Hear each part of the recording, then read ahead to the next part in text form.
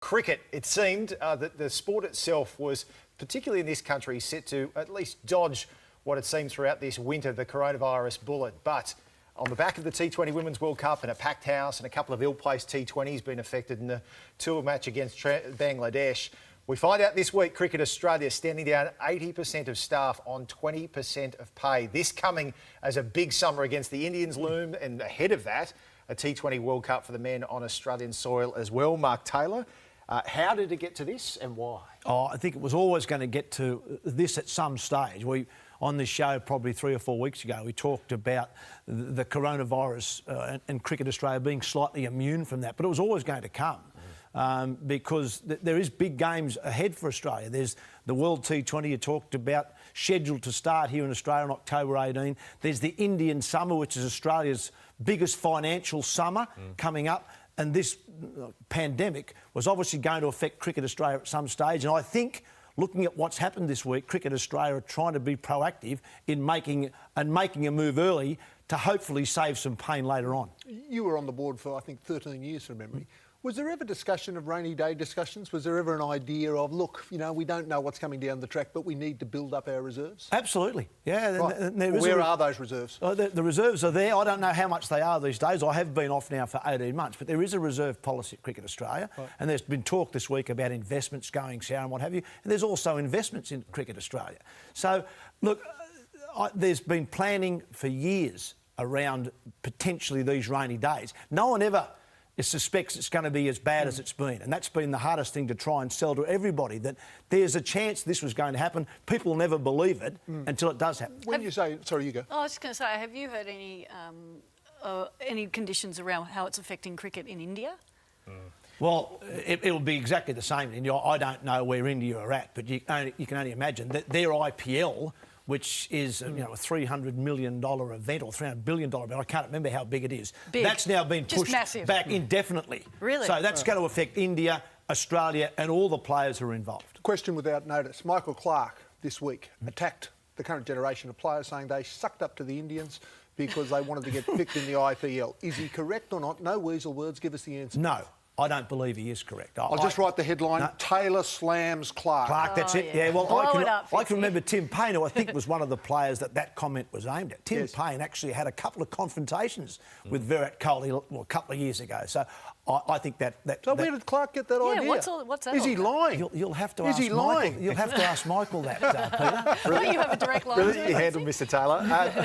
What we have noticed out of all this, and you talk about the Indian Premier League and how India has been heavily affected by the coronavirus crisis. The IPL looming, and there's a desperation to get it played, even if it's not in India. And you can see why, from a player's perspective, Lane, this is a huge miss if they don't get to be a part of it. The like of Pat Cummins there, and $3.2 million for a handful of weeks' work. Yeah. The big conundrum is going to come with the calendar is if the T20 World Cup in Australia can go ahead, will there be a clash? Can they make both happen later? The big conundrum is actually fitting all the sport in the next 12 months of the calendar, sporting calendar. I mean, we've lost so many sports that have fueled over seasons, and right now, how are we all going to squeeze them in? Yep. I read another fascinating quote about how much we pay athletes to play sport, and someone was questioning why haven't we come up with a solution or a vaccine to this virus, and they said, well, maybe because you pay some athletes $1 million a month to play soccer, and yet you pay scientists and researchers about £1,800 pounds a month to go and find, to develop research. And so why are we paying our athletes so much to play sport? Maybe that's one of the things that's going to come out of this. Very good point. James Bracey, you're on a yellow card. This is a sports discussion. We don't use words like conundrum. 4 or 5 syllables, Latin-based. It's not on. Not? Yellow What's card. Wrong with it? It's too smart for us. Unless you're a red bandana on. You're constantly under a red card. Adding to the conundrum when we talk about pay Can we send you off at any time? The contractual situation for players. We already know it's been postponed to April 30 for the announcement, which comes annually from Cricket Australia. And the likes of the top players get around that $2 million mark. There's going to be a haircut, isn't there, for players? No doubt about that. No doubt. But as I said, once again, no one knows, no one has a crystal ball to work out when and how much this will affect cricket in the near future. So there'll be haircuts, as we've seen from CA staff. Players will be next for sure. But as I said, I suspect, and I also suspect that Cricket Australia and the cricket players' body, the ACA, have been working together on this. That I hope they get their heads together and sort out a good solution for the near future, because you don't know where we'll be. 6 months is a long time. It may not be long enough in this pandemic, but it might be long enough to get some cricket in October, which may save Cricket Australia and the players from taking too big a haircut. Sports Illustrated did a really in-depth piece this week about saying you get your head around this with the NFL, the NBA, the baseball. You're not going to have huge crowds any time in the next 18 months to 2 years. They went through it. My question to you is, how dependent is cricket on the crowds? Well, financially, like every sport, your number one financial characteristic is your TV rights. Right. So first and foremost, if you can get some sport on, whether it's rugby league or cricket, you're going to make some good money.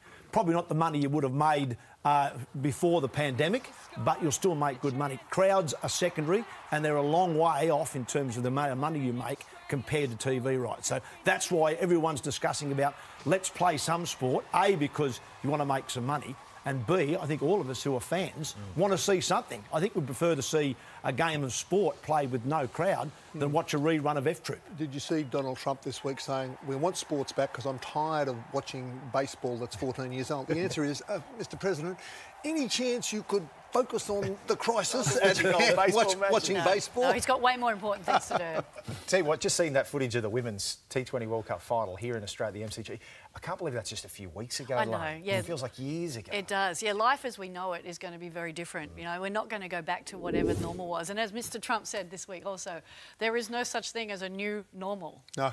Right? So, yeah, life's just going to be different. We're going to have to learn to embrace it. But that was an emphatic victory from the Australian women. Good fun to watch. Fabulous. Never gets old, that one.